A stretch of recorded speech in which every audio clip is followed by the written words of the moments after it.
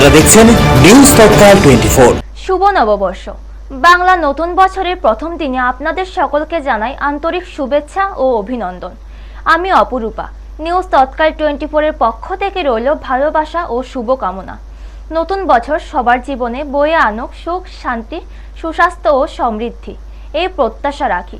পুরনো বছরের সমস্ত গ্লানি ও হতাশা ভুলে নতুন আশা ও স্বপ্ন নিয়ে এগিয়ে চলার প্রেরণা যোগাক এই দিন।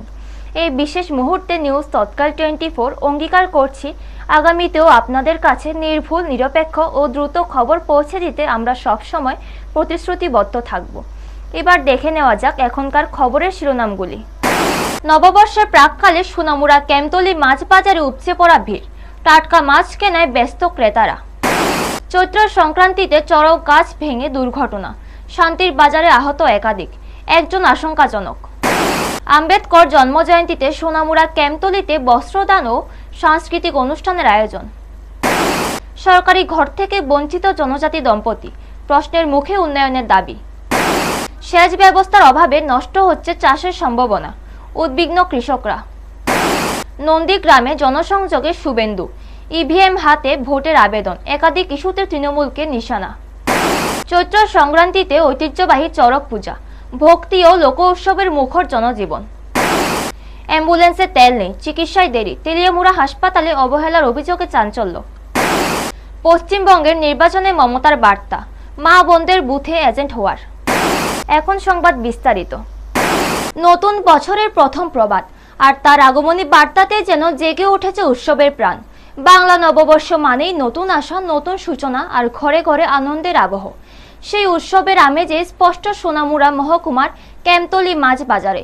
পহেলা বৈশাখকে সামনে রেখে ভোরের আলো ফোটার আগেই জমে উঠেছে বাজার। রাত প্রায় 2টো থেকে শুরু হয়েছে ক্রেতা বিক্রেতাদের আনাগোনা, আর সময় বাড়ার সঙ্গে সঙ্গে বেড়েছে ভিড়। বাজারে ঢুকলে চোখে পড়েছে নানা ধরনের টাটকা মাছ, ইলিশ, কাতলা, রুই সহ বিভিন্ন দেশি মাছের সমাহার। ক্যাম্পতলী মাছ বাজার এমনিতেই পরিচিত টাটকা মাছের জন্য। এখান থেকে প্রতিদিনই রাজ্যে বিভিন্ন প্রান্তে মাছ সরবরাহ করা হয়। স্থানীয় মাছের পাশাপাশি গোমতী নদীর মাছও পাওয়া যায় এখানে। তবে নববর্ষের আগের এই বিশেষ দিনে বাজারের চেহারা একেবারেই আলাদা। চারিদিকে ব্যস্ততা আর উৎসবের প্রস্তুতির ছাপ স্পষ্ট। বিক্রেতাদের মতে এবছর মাছের চাহিদা ভালোই রয়েছে। কিছু মাছের দাম তুলনামূলক বেশি হলেও ক্রেতাদের আগ্রহে তার প্রভাব পড়েনি। অনেকেই জানিয়েছেন নববর্ষের দিনে ভালো খাবারের আয়োজন করতে মাছ অপরিহার্য, তাই একটু বেশি দাম হলেও পছন্দের মাছ কিনছেন তারা।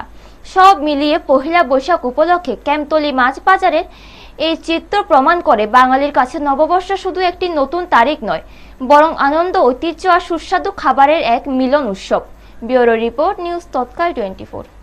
নববর্ষ উপলক্ষে আমাদের বিশেষ করে সোনামুড়া সাব ডিভিশন এবং বিভিন্ন দূর দূরান্ত থেকে, এমনকি গন্ডাছড়া থেকেও আমাদের ক্যাম্পতলী বাজারে মাছ বিক্রেতারা মাছ নিয়ে এসেছেন।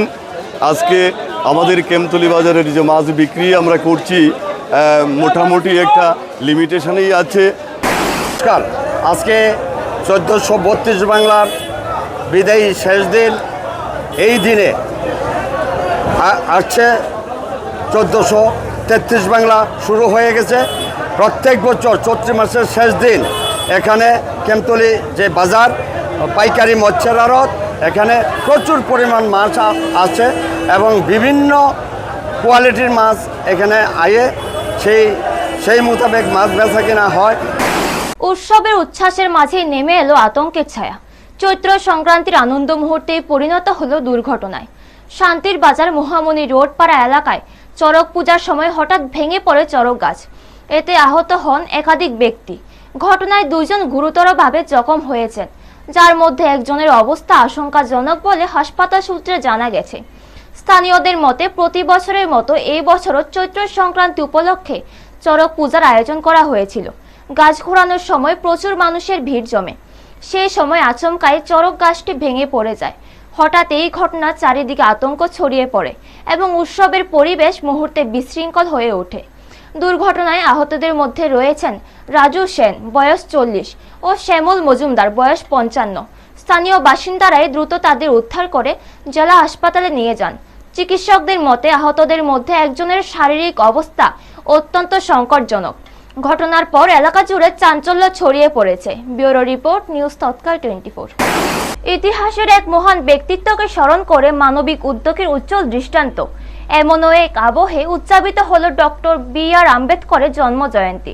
সোনামুড়া মহকুমার নলছড় বিধানসভা কেন্দ্রের অন্তর্গত কেমতলী বৈদ্যরমুড়া দুর্গাচমুনি এলাকায় ডক্টর বি.আর. আম্বেদকরের সমবায় সমিতির উদ্যোগে 3 দিন ব্যাপী কর্মসূচির আয়োজন করা হয়েছে।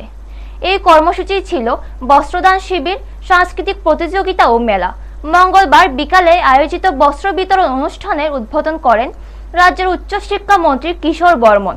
অনুষ্ঠানে বক্তব্য রাখতে গিয়ে তিনি বলেন, স্বাধীনতার পর থেকে দেশের প্রতিটি নাগরিক ডক্টর বি.আর. আম্বেদকরের কাছে ঋণী। ভবিষ্যৎ প্রজন্মও তার অবদান স্মরণ করবে। বাংলা নববর্ষের সূচনা লগ্নে এমন এক মহামানবের জন্মজয়ন্তী উপলক্ষে এই উদ্যোগকে তিনি সাধুবাদ জানান। এই দিন প্রায় 200 জন প্রবীণ মানুষদের হাতে বস্ত্র তুলে দেওয়া হয়।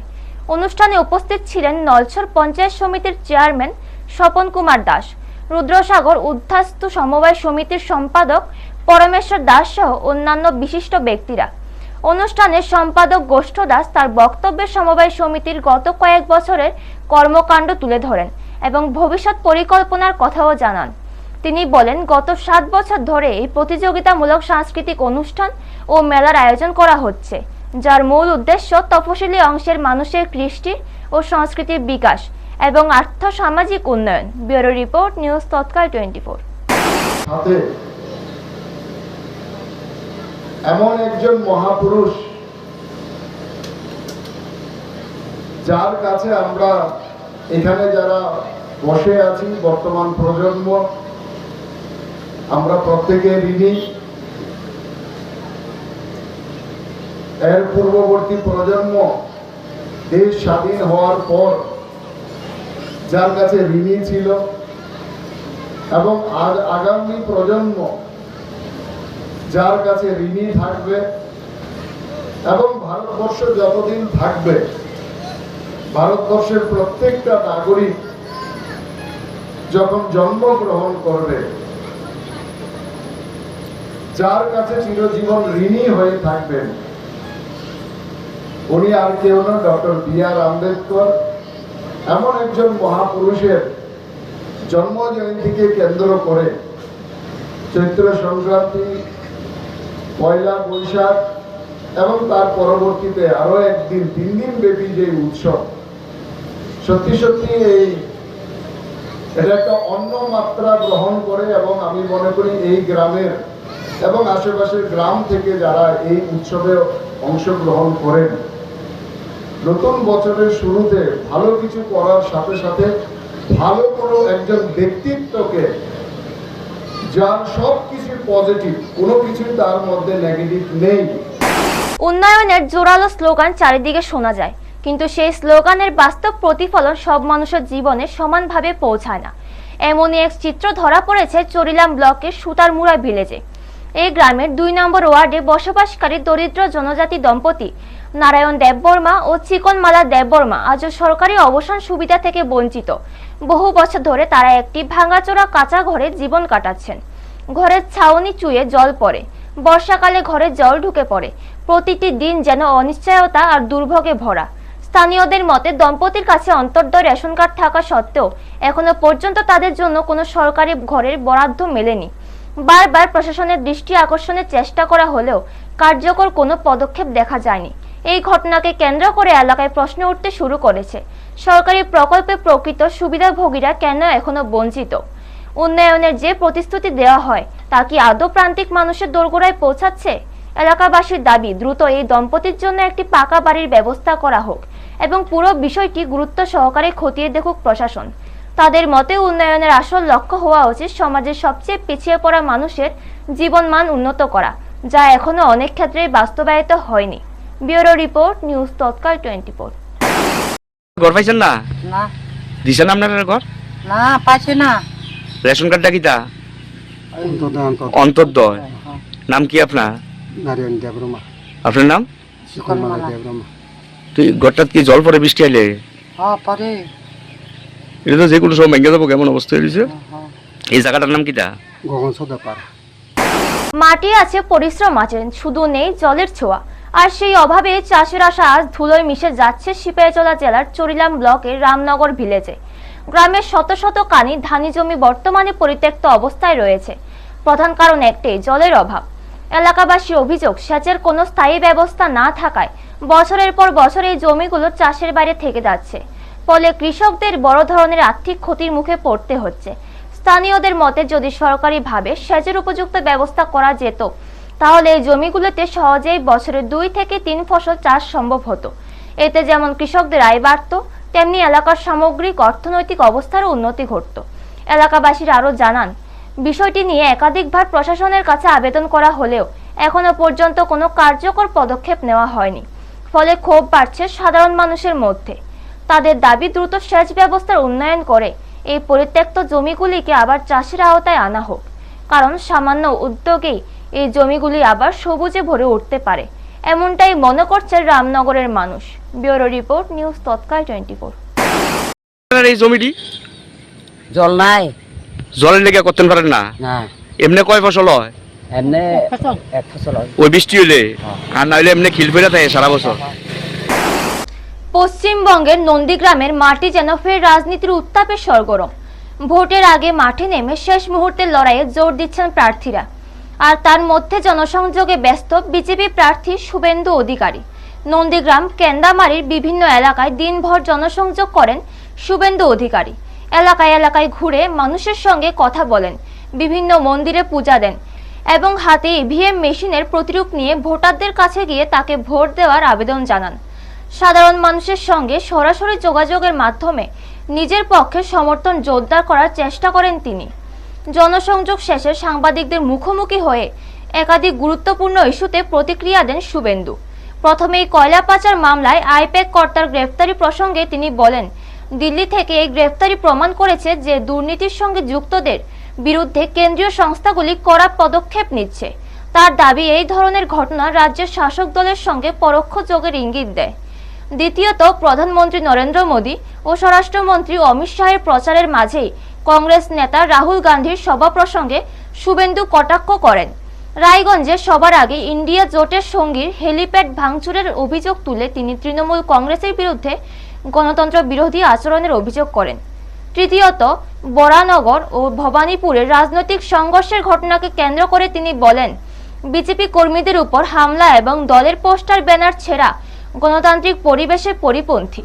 পুলিশের লাঠিচার্জ নিয়েও প্রশ্ন তোলেন তিনি। তার অভিযোগ, রাজ্যে আইন শৃঙ্খলা পরিস্থিতি ক্রমশ অবনতির দিকে যাচ্ছে এবং বিরোধীদের দমাতে প্রশাসনকে ব্যবহার করা হচ্ছে। সব মিলিয়ে ভোটের আগে নন্দীগ্রামে শুভেন্দু অধিকারীর জনসংযোগ এবং তার মন্তব্যে রাজ্যের রাজনৈতিক পরিস্থিতি আরো উত্তপ্ত হয়ে উঠেছে। ব্যুরো রিপোর্ট, নিউজ তৎকাল 24। এলেন, তার 3টে সভা আছে। রায়গঞ্জে তার হ্যালিপ্যাড ভাঙলো ইন্ডি জোটেরই তৃণমূল। বুঝুক, ওদের বোঝা দরকার।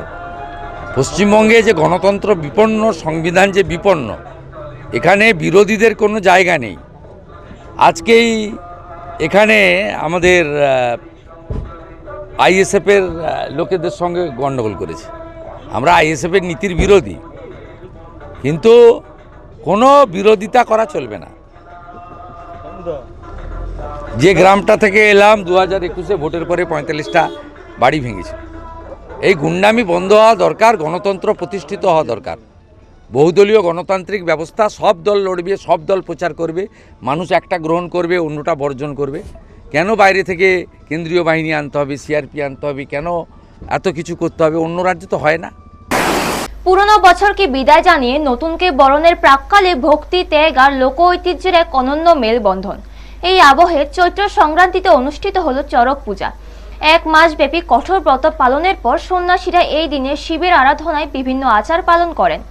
চড়ক পূজা মূলত শিবের গাজনের অংশ, যা ত্রিপুরা, পশ্চিমবঙ্গ, আসাম এবং বাংলাদেশে বাঙালি হিন্দুদের এক প্রাচীন ও জনপ্রিয় লোক উৎসব হিসেবে পরিচিত। এই পূজায় ভক্তরা কঠোর সাধনা, কাটা ঝাপ এবং চড়ক গাছে হুক বেঁধে ঘোরার মতো প্রথাগত আচার পালন করে থাকেন।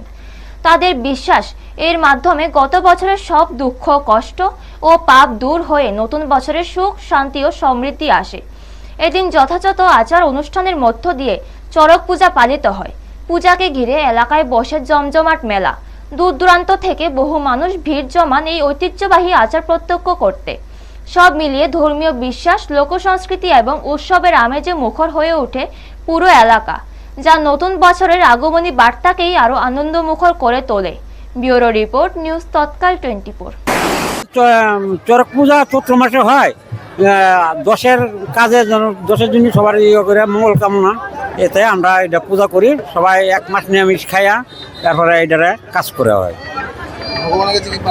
আমরা তো ভগবানের প্রার্থনা জনসাধারণ যাতে সবাই যেন মঙ্গল মতো থাকে, যাতে মহাদেব সবাইকে মঙ্গল মতো রাখে। আজকে দিনে কিতা কিতা হয় অনুষ্ঠানে? এখানে ধরুন গাছ উঠবে, বসি গাঁথা হবে, ওই ভূমি সজ্জা হবে, ওই তারপরে আগুনের কাজও হবে, তারপরে ওই সৌরসজ্জা হবে। কত বছর ধরে হইতাছে এটা আমরা তো দেখতেছি আজকে প্রায় 60 বছর ধরে দেখতেছি, এর আগে তো চলছে এটা। এটা হলো প্রতাপগড় ঋষিপাড়া। আমার নাম কার্তিক সূত্রধর। রাতে নীরবতা ভেঙে এক অসহায় অপেক্ষা। চিকিৎসার আশায় হাসপাতালে এসে যেন আরো অনিশ্চয়তার মুখে পড়লেন এক রোগী। সেই ঘটনাকে ঘিরে নতুন করে প্রশ্নের মুখে তেলিয়ামুড়া মহকুমার হাসপাতালের পরিষেবা। ঘটনা অনুযায়ী তেলিয়ামুড়া থানা এলাকায় অসীম মল্লিক নামে এক ব্যক্তি গুরুতর শারীরিক অসুস্থতা নিয়ে হাসপাতালে ভর্তি হন। অভিযোগ, দায়িত্বপ্রাপ্ত চিকিৎসক শুরু থেকে যথাযথ গুরুত্ব দেননি। প্রায় 1 ঘন্টা ধরে রোগীর চিকিৎসা নিয়ে অনিশ্চয়তা তৈরি হয়। পরে রোগীর শারীরিক অবস্থা খারাপ হওয়ায় তাকে জিবি হাসপাতালে রেফার করা হয়। তবে রেফার করার পরই নতুন সমস্যার সূত্রপাত। প্রথমে জানানো হয় হাসপাতালে কোনো অ্যাম্বুলেন্স নেই। কিছুক্ষণ পরে দাবি করা হয় অ্যাম্বুলেন্স চালক রাতে যেতে রাজি নন, কিন্তু রোগীর পরিজনরা চালককে খুঁজে পেলে তিনি জানান গাড়িতে তেল নেই, তাই যাওয়া সম্ভব নয়। চিকিৎসক ও চালকের এই পরস্পর বিরোধী বক্তব্য ঘিরে হাসপাতাল চত্বরে উত্তেজনা ছড়িয়ে পড়ে। উপস্থিত অন্যান্য রোগীর পরিবার ও স্থানীয়দের মধ্যেও ক্ষোভের সৃষ্টি হয়। অবশেষে চাপের মুখে প্রায় 1 থেকে 1.5 ঘন্টা দেরিতে অ্যাম্বুলেন্স রোগীকে নিয়ে রওনা দেয়। এই ঘটনাকে ঘিরে একাধিক প্রশ্ন উঠতে শুরু করেছে। গুরুতর অসুস্থ রোগীর ক্ষেত্রে কেন এত দেরি হলো? জরুরি পরিষেবার অ্যাম্বুলেন্সে তেল না থাকার অভিযোগ কতটা যুক্তিযুক্ত? আবার চিকিৎসক ও চালকের বক্তব্যে এই অসঙ্গতি কেন? উল্লেখ্য, সম্প্রতি এক সড়ক দুর্ঘটনার ক্ষেত্রেও একই ধরনের অভিযোগ উঠেছিল। ফলে হাসপাতালের পরিষেবা নিয়ে সাধারণ মানুষের মধ্যে উদ্বেগ বাড়ছে। এদিকে একটি মহল থেকে আশঙ্কা প্রকাশ করা হচ্ছে হাসপাতালের পরিষেবা উন্নত করার প্রচেষ্টাকে ঘিরে কিছু অসাধু চক্র ইচ্ছাকৃতভাবে এমন পরিস্থিতি তৈরি করছে। যদিও এই অভিযোগের সত্যতা এখনো প্রমাণিত নয়। সব মিলিয়ে এই ঘটনার নিরপেক্ষ তদন্ত ও দোষীদের বিরুদ্ধে উপযুক্ত ব্যবস্থা নেওয়ার দাবি জোরালো হচ্ছে বিভিন্ন মহলে। ব্যুরো রিপোর্ট, নিউজ তৎকাল 24। সমস্যা হয়েছে, আমরা পেশেন্ট লয়ে আইছি 1 ঘন্টা হয়েছে, ঠিক আছে। 1 ঘন্টার মধ্যে আমরা রোগী খুব সিরিয়াস, অক্সিজেন লাগাই না আছে অলরেডি, ডাক্তার রেফার লিখছে। তখন আমরা চাইছি অ্যাম্বুলেন্স আছে, মানে অ্যাম্বুলেন্স আছে, মানে ইও নাই, গাড়ি মানে ড্রাইভার আছে, কিন্তু গাড়ির মধ্যে তেল নাই। হ্যাঁ, প্রথম কইছে ডাক্তার আমরা কইছে যে তেলের মতো ইয়ত নাই, ওই অ্যাম্বুলেন্সই নাই। এরপরে কইছে যে অ্যাম্বুলেন্স নাই, নাই কইছে। আমরা গিয়েছে ড্রাইভারের পিছিয়ে পিছিয়ে বাইক করছে, ড্রাইভারের গাড়ি আছে, তেল নাই, তেলের লেগে তারা যাইতে পারতো না। তখন আমরা এই টিমটা ফোন করছি, তারপরে আমরা জানাইছি, ওই দিন আমরা রুগীর যে অবস্থাটা দেখে এই অবস্থাতে আমরা কি চিন্তা করতে পারি। ভোটের আগে পশ্চিমবঙ্গের রাজ্য রাজনীতির আবহ ক্রমশই উত্তপ্ত হয়ে উঠছে। সেই আবহেই পিংলার জনসভা থেকে একাধিক গুরুত্বপূর্ণ বার্তা তুলে ধরলেন মুখ্যমন্ত্রী মমতা বন্দ্যোপাধ্যায়। পিংলায় আয়োজিত জনসভায় উপস্থিত হয়ে তিনি সবং কেন্দ্রের তৃণমূল প্রার্থী মানস রঞ্জন ভূঁইয়া এবং পিংলা কেন্দ্রের প্রার্থী অজিত মাইতিকে বিপুল ভোটে জয়ী করার আহ্বান জানান। বক্তব্যের শুরুতেই তিনি এলাকার উন্নয়নের কথা তুলে ধরে জানান, কপালেশ্বরী ও কেলেঘাই নদীর উপর সেতু নির্মাণ করা হয়েছে মানুষের সুবিধার কথা ভেবে। এরপরই বিজেপিকে নিশানা করে মুখ্যমন্ত্রী বলেন, তার দল প্রতিশ্রুতি দিলে তা রক্ষা করে, কিন্তু বিজেপি ভোটের পর সেই প্রতিশ্রুতি ভঙ্গ করে। সাধারণ মানুষকে সতর্ক করে দিয়ে তিনি বলেন, কেউ তার নাম ব্যবহার করে ব্যাংক সংক্রান্ত কোনো প্রস্তাব দিলে তা যেন বিশ্বাস না করা হয়। ভোট প্রক্রিয়া নিয়েও গুরুত্বপূর্ণ বার্তা দেন তিনি। ইভিএম ও ভিভিপ্যাট ব্যবহারের ক্ষেত্রে সচেতন থাকার পরামর্শ দিয়ে বলেন, কোনো ত্রুটি দেখা দিলে সঙ্গে সঙ্গে মেশিন পরিবর্তনের দাবি জানাতে হবে এবং নতুন মেশিন না আসা পর্যন্ত ধৈর্য ধরে অপেক্ষা করতে হবে। একই সঙ্গে তিনি অভিযোগ করেন, বিরোধী দলের বুথ এজেন্টদের উপর চাপ সৃষ্টি করা হচ্ছে। এই পরিস্থিতিতে দলীয় কর্মী সমর্থকদের উদ্দেশ্যে তিনি বিশেষভাবে মা বোনেদের বুথে এজেন্ট হিসাবে দায়িত্ব নেওয়ার আহ্বান জানান। রাজ্যের বর্তমান পরিস্থিতি প্রসঙ্গে মুখ্যমন্ত্রী আরো বলেন, বাইরে থেকে লোক এনে এবং কেন্দ্রীয় সংস্থাকে ব্যবহার করে বাংলার পরিবেশ প্রভাবিত করার চেষ্টা চলছে। তবে তার দাবি, বাংলার মানুষ সচেতন এবং তারা কোনোভাবেই এই ধরনের পরিস্থিতিতে মেনে নেবে না। ব্যুরো রিপোর্ট, নিউজ তৎকাল 24। দাঁড়িয়ে আছে বসিয়ে দিন, যারা গাছের ছাওয়া ছাড়া রোদ দূরে আছে তাদের ঢুকিয়ে দিন। আমি বেশিক্ষণ সময় নেব না মা ভাই বোনেরা, আমি জানি আপনারা অনেকক্ষণ ধরে এখানে বসে আছেন, অনেকক্ষণ এসছেন এই রোদ্দুরের মধ্যে। আমি আপনাদের সকলকে আগামীকাল শুভ নববর্ষ আছে, সবাইকে শুভ নববর্ষের প্রণাম, সালাম, অভিনন্দন, জয় জোহার জানাচ্ছি। আপনাদের সকলকে বলবো, আমাদের প্রার্থী ডক্টর মানস ভূঁইয়া সবং কেন্দ্রে, এদিকে আসুন, আর পিংলা কেন্দ্রে অজিত মাইতি আছেন, তাদের আপনারা সমর্থন দিয়ে জোড়া ফুল চিহ্নে দয়া করে অনুগ্রহ করে তৃণমূল কংগ্রেসকে ভোটটা দেবেন। আজকে সিএম এলেন, কি আশ্বাস দিয়ে গেলেন? সিএম উন্নয়নের কথা বললেন, এসআইআরের বিরোধিতাতে তৃণমূলের যে লড়াই, দিদির যে লড়াই, সেটা বললেন। সিএম বাংলায় যে উন্নয়ন হয়েছে সেটা বললেন, এবং বাংলা বিরোধীরা, দিল্লির শক্তিরা, বিজেপির শক্তিরা যেভাবে বাংলাকে ধ্বংস করতে চাচ্ছেন সেই কথা বললেন। এবং সমস্ত তৃণমূল কংগ্রেস সমর্থক কর্মী বা বাংলার মানুষদের কাছে এই আবেদন জানালেন, সবাই এক থাকুন, সংঘবদ্ধ থাকুন। এখনকার মতো সংবাদ এই পর্যন্ত। পরবর্তী সংবাদের জন্য চোখ রাখুন নিউজ তৎকাল 24 এর পর্দায়। আপনারা দেখছেন নিউজ তৎকাল 24।